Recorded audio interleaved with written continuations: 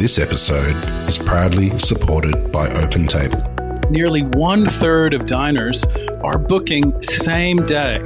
So they're making those decisions on the spot. And 10% are making their bookings within just a few hours. And so it's why it's so important to have booking software like OpenTable, which allows your diners to discover you. And so when restaurants are on platforms like OpenTable, they're much more likely to be discovered. We help diners to connect to restaurants. Ultimately, having technology, using technology, helps you to reattach to those diners. Experience the power of OpenTable. For an exclusive offer, visit restaurant.opentable.com.au/DITW. We tell the team that every day. We just say we'll cook as well as we can and the floor will serve as well as they can. And it's about giving the guests the best experience that they could possibly have, especially in the setting that we're in, and cooking with the wines and being here to showcase Vasse Felix as a brand and as a winery. That's our job. This is the Deep in the Weeds podcast. I'm Anthony Huckstep. As regional dining has evolved, so too has the proliferation of wonderful dining experiences in wineries. Underpinned by local produce, the story of wine made on site, and ability to capture a sense of place, these restaurants are helping shape what it means to dine out in regional Australia. Brendan Pratt is the head chef of Vasse Felix in Margaret River, Western Australia. Brendan, how are you? G'day, Huck. Yeah, great. Thank you. Thanks for having me. What's it like running a regional restaurant compared to one in the city? Is it quite a different task as a head chef? Yeah, I think so. I just feel like we have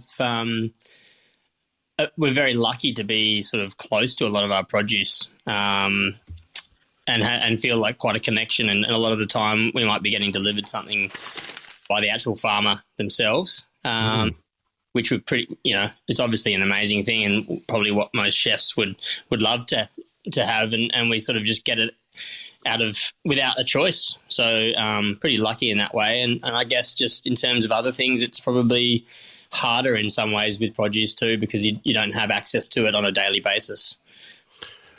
Margaret River is renowned for some amazing wines. It's beautiful country, and it also has amazing food events as well. But tell us a little bit about the region and the sort of produce you use from it.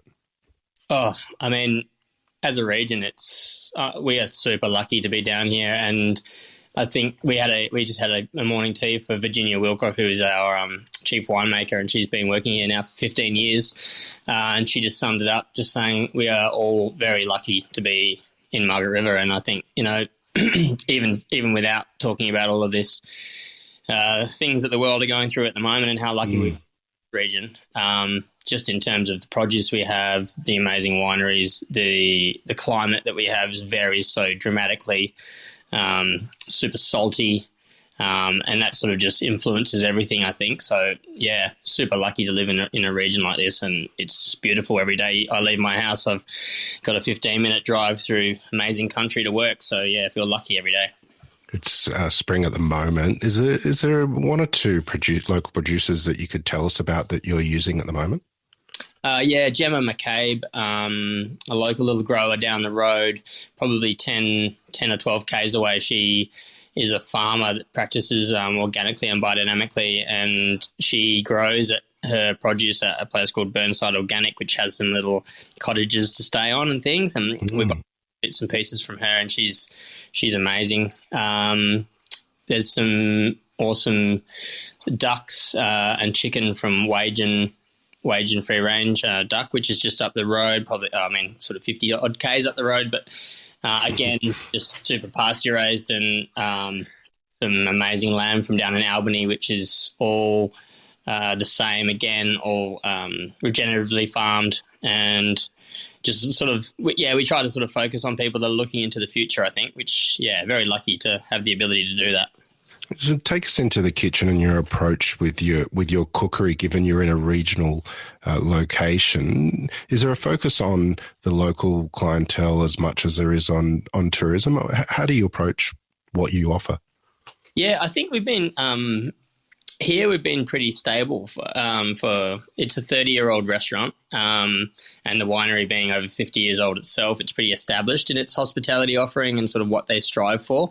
And it's been nice to have a focus. When I started here 4 years ago, I was sort of told very sternly that what we are focusing on is the wine and the region. The reason the restaurant is here is to make those wines look as good as possible. And at the beginning, it was difficult to.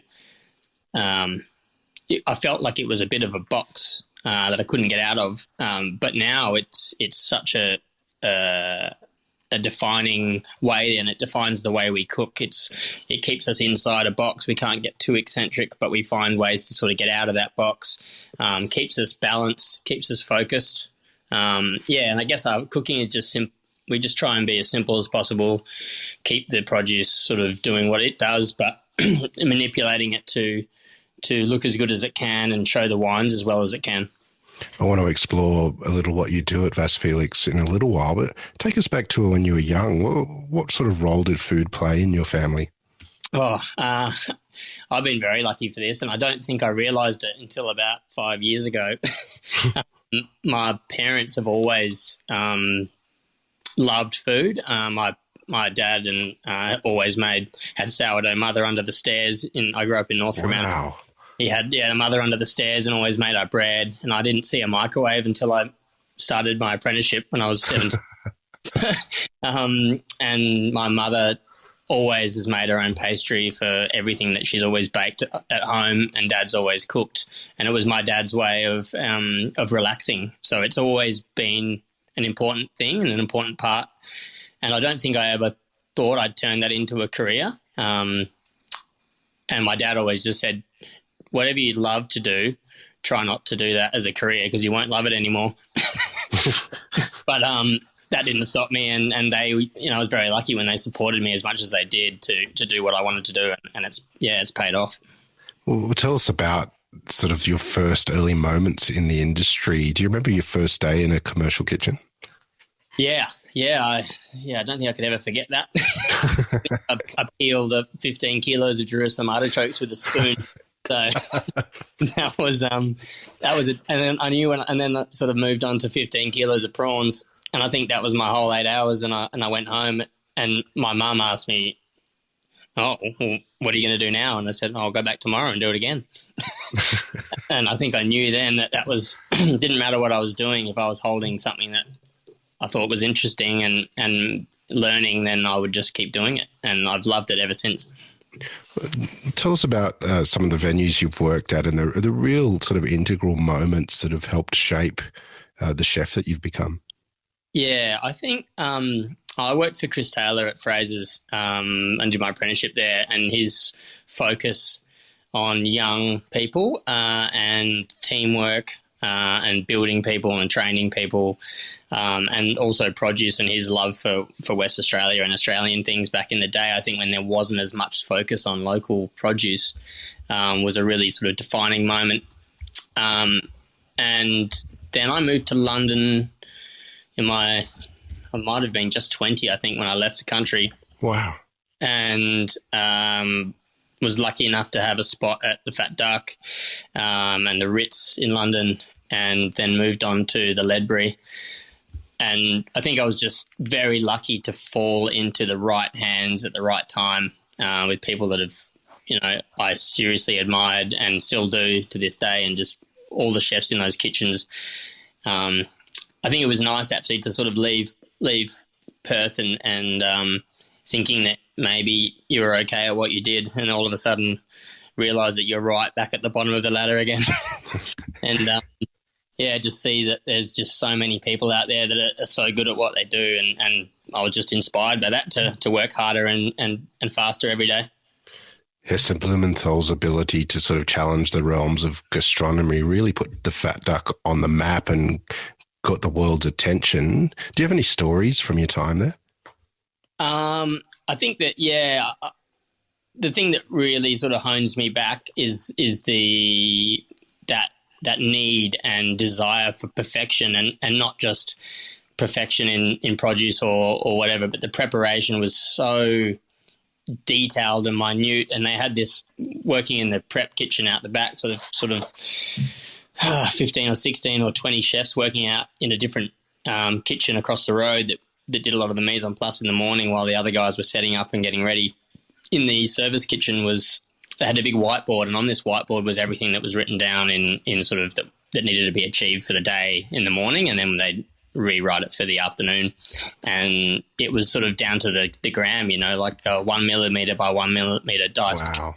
At 42 grams, please. And then that would be, you would take it to get checked, and it would come back again. And it was just sort of relying on everyone to make sure that they understood exactly what perfection meant. It wasn't 2 millimeters by 1 millimeter and that's okay. No, it's not okay. Everything has to be absolutely perfect. And it was just that attention to detail from the ground up. What you wore, everyone, if you shaved in the morning, if your hair was neat, it was everything from the bottom. And I think that's just obviously shows through to the end about how they sort of execute everything. You mentioned your time at the Ledbury as well, and Brett Graham went all the way from Newcastle in New South Wales to one of the best restaurants in the world. Yeah. Take us into that kitchen. How different was that to kitchens you'd been in? Very different. I think these other places, obviously very well-oiled machines that had been going for quite a while at that high level. And I think I started at the Ledbury just after they'd received 2 Michelin stars. And it was crazy. Walked into the kitchen and did a trial, and I left and I went, there's one English guy in there and everyone else was Aussie, which was the opposite of what I was used to in London. And it was an amazing place to work at the time. And just, it's probably the hardest I've ever worked in my life.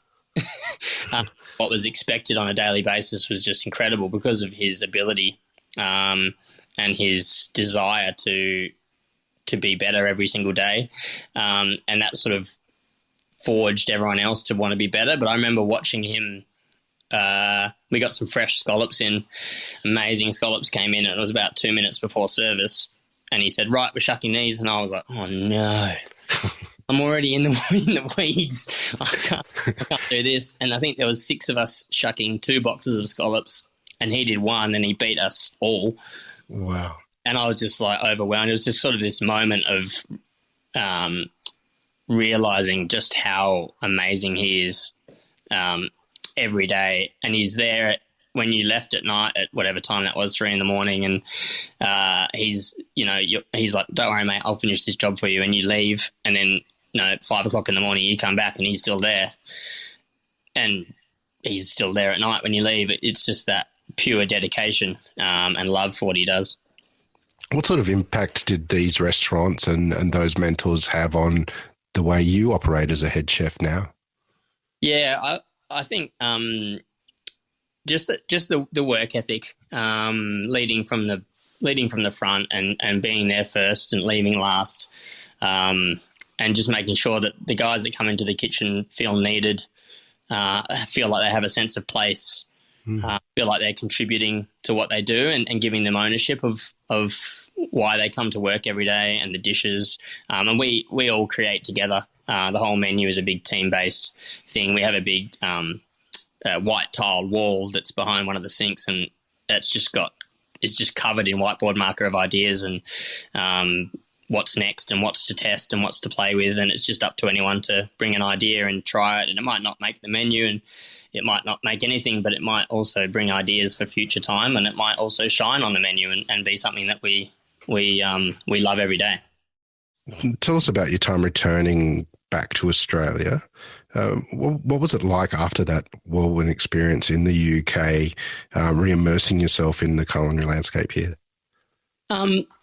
I think it was tough at the beginning because I kind of had this I felt the need to be quite hard on people. I think. I don't know why, whether it's because I'd just been drilled for the last 5 years or whether, I don't know, it was a sense of ownership or a sense of entitlement. I wasn't really sure.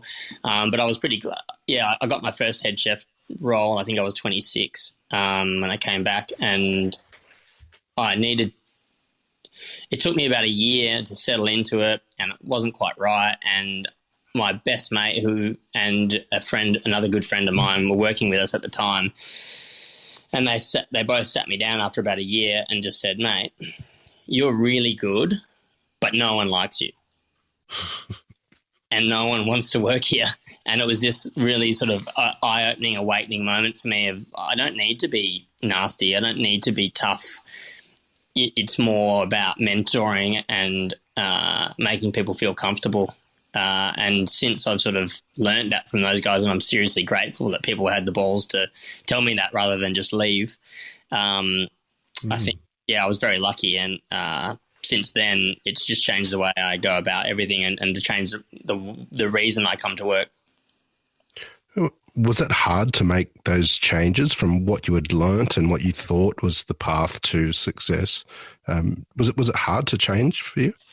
Yeah, no. As soon as I think I naturally have a desire to please people in any part of my personality, I think, and I'd probably just never really seen that as a professional quality. I'd sort of seen that as a weakness because I'd always it had made me work hard longer for people that I maybe didn't need to do. So I'd always seen it as a weakness until someone sort of realised that you can make that actually part of if that's actually one of your number one features, people are going to want to work with you and going to want to work alongside you. And so it just took someone sort of waking me up and when I actually understood that, straight away, I think there was a change for me, and it's been a focus ever since. Well, what sort of impact did that change have on your approach to cooking and getting the best out of your team? Yeah, it's been massively dramatic change. I don't think I would have ever been able to get the job down at Vasse Felix. They're very people orientated. It's really heavily culture based here, and that's just one of the special things about this place. Like I said before, Virginia, the chief winemaker, has been here 15 years, and I think she's only one of your sort of 10 or so people that have been here that long out of a small family owned business. I think that's pretty incredible. And I'm one of the sort of young, sort of smallest serving in terms of time-wise, and I've been here for 4.5 years. And so it shows the culture that they build here is pretty amazing, and I think that's just flowed from that realisation I had that it needs to. And going to work every day here is special. We all get along really well. The atmosphere in the kitchen is one of sort of happiness and joy and and obviously hard work, but that's much easier to work harder and a bit longer when everyone's sort of happy. We've got some good tunes playing and just try and keep a good atmosphere. Tell us about your time at this restaurant when you first started. What was your cooking like and your approach, and how much has it changed in that 4.5 years? Yeah, it's changed a lot.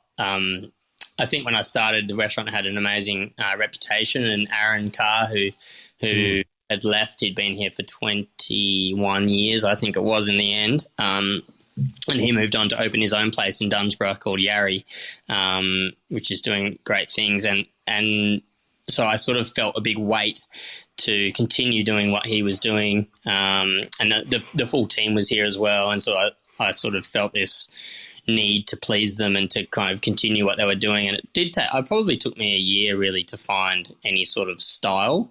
And it was and I kind of kept their style and kept cooking that sort of food that they were cooking. And I just couldn't find a gear until I think one day we didn't have a choice, and we had these chickens that we'd been aging, and I just needed to cook them. And I just cooked it, just half a chicken, and I just barbecued it and cooked it until the right temperature, and we served it. And this feedback came back and people were loving it, and I was just going, you know what? I think I need to just simplify everything we're doing, strip it right back, and let's just start from the beginning. Wow. and it was a nice realization, and it was a nice thing. And the staff that we had here at the time were all really young, and we just got a new crew, and we're kind of finding our feet a bit. And it was really nice, just a restart, a bit of a refresh for the restaurant after having someone so successful and stuff for so long. I think we needed to find our own feet and forge our own path, and not sort of rely on what they'd done in the past, but also honour what they'd built.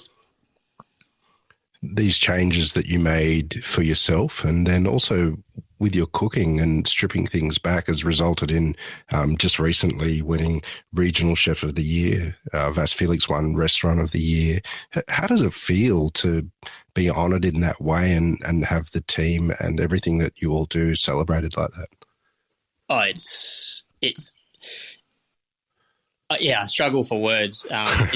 It's not something you strive for, as I'm sure you know. You don't strive to get accolades, or you don't strive to get good reviews, because I just believe there's something that come in hand with doing what you believe and doing that every day. And it's nice because we tell the team that every day. We just say we'll cook as well as we can, and the floor will serve as well as they can. And it's about giving the guests the best experience that they could possibly have, especially in the setting that we're in, and cooking with the wines and being here to showcase Vasse Felix as a brand and as a winery. That's our job, first and foremost. So I think to be recognised by this West Australian Good Food Guide that has a good amount of credibility behind it now, and that's really well received in the industry and believed in by a lot of my peers, which is really nice. It's a super amazing feeling, and to do it and receive those awards, just doing something that you believe in for no one else's need but yourself and the businesses, is, I think, super special. You've learned the art of restraint and really peeled things back. Give us a sense of, is there a dish or two on the menu at the moment that you can tell us about that kind of exemplifies where you are as a chef? We have a toothfish dish at the moment, which toothfish obviously being this amazing fish that is super fatty, deep sea, just amazing, opaque, white, flaky, and we actually just we cook that up to, we just warm it really slowly in a warm oven at 58 degrees until it reaches sort of a 44, 46 degrees temperature inside, so it's just cooked. And we wrap it in a Korean seaweed that it's got lava, which is just dried, sun dried with some sesame oil and salt. So it's just delicious. Like, you just want to smash it with a couple of beers. But then we roll that and just serve it simply with a béarnaise sauce that we season with seaweed, and a soy sauce that we make from fermented tuna loin. Wow. And it's like a béarnaise sauce, but it's just packed full of punch of umami. And then just a few little greens of whatever's good at the moment. Being spring, we're using some Cavolo Nero, some broad bean leaves from within the vines, and some spring onions. And we just barbecue those over the coals with a little light dressing of sesame oil and the same soy sauce. And so they get this nice little smoky they kind of steam themselves in their own juices in the basket, and then we just put that on the side. So it's kind of just really 3 ingredients. But yeah, it's one of the things that people come up to the pass a lot and just, they don't have too many words to describe it. They just say thanks and walk away. Such a nice. Being in a winery with some incredible wines, does that affect the way that you create dishes? And is there an obligation to be matching with wines from Vasse Felix? Definitely, yeah. Every dish that we come up with, before we think about it, before we sort of consider the dish too much, it's about what wine it will go with. And I work really closely with Virginia and Mick, the two winemakers. Mick is our sparkling winemaker down in at Ide Fix, and Virginia up here at Vasse Felix, and also Evan Gill, who's our som. We work really closely, and every time we make a dish, it has to have an exact match for one of the wines that will be on the menu or the tasting menu. And that, I think at the beginning I was saying that it felt like such a conform, and it was hard to get out of, and it was hard to kind of, because it sort of, I felt like I was restricted, but now like it's given us such focus, gives you a really good sense of balance of the dish, because the wines are so balanced and so well made that if your dish isn't balanced, then you look a bit silly. So sort of coming up with ways to balance that with different ingredients and seasonings and adding layers and layers of flavors so that you're sort of creating this balanced dish, not sort of anything overpowering each other, is very lucky now to I think to have that realization and work closely with those guys. And obviously their palates are extremely defined, and so getting to have those guys to taste that food with you before it hits the menu, I think gives you a sort of sense of confidence when you put something on the menu that it's going to be good. Regional restaurants and dining has evolved so beautifully over the last 10 or 20 years, and Vasse Felix has been a part of that. Where do you see regional dining in Australia at the moment, and what's your thoughts on where it's headed? I think we're pretty lucky, and I think we saw recently in this WA Good Food Guide anyway, in the top 10, I think there was four regional restaurants, and that's pretty impressive. But I also think it's a sense of, we're lucky. We get to normally cook for people that are on holiday or even locals that are on days off and relaxing, because we're predominantly lunch-based, I guess, down here, especially in the wineries. We're lunch-based service, and as a chef, obviously that's amazing because I get to come to work, cook one service, and then go home and see my children and my wife, and who I'm very lucky to have support me in what we do. But I think we're just super lucky in that respect. But also, these guys, some customers come in and they've got time to have a 3-hour lunch, and they can sit back and relax, and are generally probably more open to trying something new and trying a new experience, rather than maybe popping out for a late dinner or a rushed work lunch or whatever it may be that's in the CBD. So I was actually having this chat with Joel from Lulu's in Subiaco today, and he was just saying how it's just completely different. It's a different ball game altogether. The last year and a half has been incredibly challenging for everyone on the planet, and large parts of Australia are just coming out of a really long lockdown, but WA has been sort of boarded off from the rest of Australia. What's it been like for you in the industry and just as a person living in WA during this time? I think a little bit of a battle internally, of a sense of being very lucky to be able to do what we do every day. And we closed for 3 months, I think it was, date to date, back in 2020. And then again for 2 weeks, I think it was in January. But other than that, we've been so lucky to not have to close or be in any lockdowns or anything like that. So I think a battle of happiness and pride to be involved in that, but also extreme guilt, because I just have a lot of my friends that are opening places and working and just trying to do what they love every day and can't. Sort of a mix of both, I think, has been the feeling over the last year and a half. WA is so reliant on tourism, and a venue like yours attracts a lot of tourists as well. Has that had an impact on trade or what you do? It has. I think we used to rely heavily on the Singapore market, the Chinese market, and that was sort of a big part of our business. But I also think it's interesting what's happened, and we've had to, due to being regional, obviously we have a lot of staffing issues too, because especially with the lack of backpackers and the like and travellers, which normally sort of makes up, even just, it's been a hectic time for, when the vintage rolled around this year and everyone had to sort of jump out and pick up a pair of secateurs and pick grapes. Otherwise the grapes weren't going to get off the vines, and there'd be no wine. And because there was just a serious shortage of labour. So we've seen a lot of that, I think, come through the restaurant as well, in terms of people just willing to jump in and do different jobs. So, it's been a big challenge regionally, but I sort of forgot where I was going with that. Well, a lot of Australia is opening up again, and vaccination rates are really high. What's your feeling about everything? Is there a sense of everything will open up and there'll be a boom or get back to normal? What are you feeling about the landscape in the next year or two?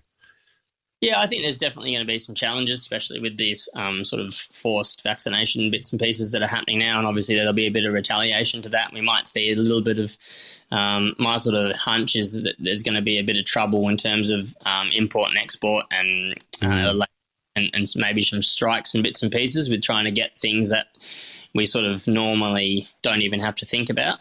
But, yeah, I feel like there's definitely a big bulge on the way. I think we're going to be pushing and just getting busier and busier, and I just hope that, I really hope that this is the start of slowly getting back to a bit of normality.